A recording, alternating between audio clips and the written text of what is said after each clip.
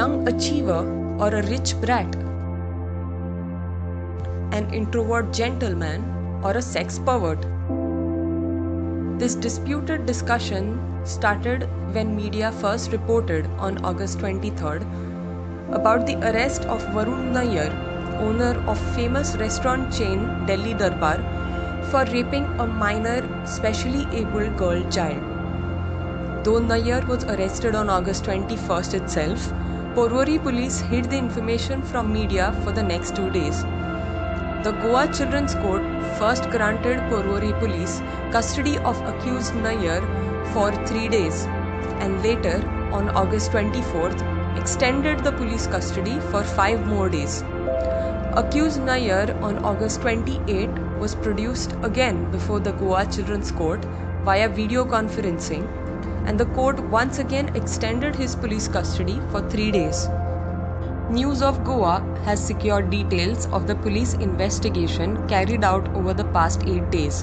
The investigation is closely monitored by Police Inspector Ninad Deolkar, DYSP Edwin Culasso, and Superintendent of Police Shobit Saxena.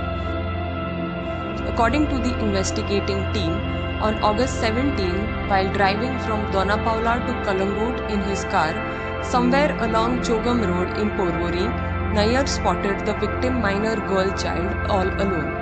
He somehow managed to lure her into his car and drove to Kalangut.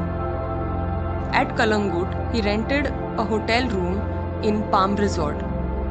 On this information submitted by Porvorim Police, Kalangut Police have registered an FIR against the accused owner Kenneth Remedios under Section 188 of IPC and Section 10B of Goa Children's Act for allowing an adult person to enter into a hotel room with an unknown, unrelated minor girl child. Goa Children's Court has granted the accused Remedios anticipatory bail. According to the police, accused Nayyar sexually assaulted the victim minor girl in the hotel room. The child could not understand his ill motives and his sexual assault, hence neither opposed nor raised any alarm. While dropping back the child at the spot where he had first found her, Nayyar gave her some chocolates and other edibles. Happy with the non-opposition from his victim, Nayyar also gave the victim child his mobile number and asked her to call him if she wanted more chocolates and a car drive in future. On August 20th, the victim's parents came across the mobile number and inquired with the girl child about it. This is when she narrated the whole incident to them. Her parents immediately rushed to the police station and lodged a complaint against the person with that mobile number. According to Porvorim Police, they recorded the statement of the victim girl in presence of NGO staff. Upon tracking the mobile number, police identified Varun Nayyar and arrested him on the morning of August 21st. An officer associated with the investigation told News of Goa that there are multiple evidences which confirm that accused Varun Nayyar sexually assaulted the minor girl. For instance, Nayyar's mobile phone location confirms that he travelled by the road at the time as narrated by the victim girl. Accused hotel owner Kenneth Remedios in his statement has confirmed that Nayyar took that victim minor girl into his hotel room. Most damning of the evidences is the medical report of the victim girl which confirms the sexual assault. In addition to this, accused Nayyar has confessed to the crime before the investigating officer.